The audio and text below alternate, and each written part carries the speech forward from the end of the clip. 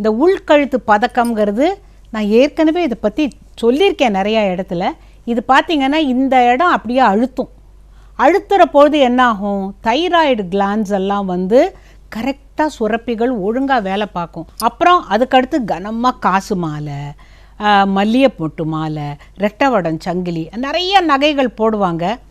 இங்கே போடுறதோடு இல்லை, இந்த பின்னால் நகரத்தார் வீட்டு கல்யாணத்துக்கு போனீங்கன்னாக்கா கழுத்தீருன்னு போடுவாங்க. 100 பவுன் ஒரு நகை போடுவாங்க. அதுக்கு பின்புறத்தில் தும்பு, வாழை, குச்சி எல்லாம் இருக்கும்.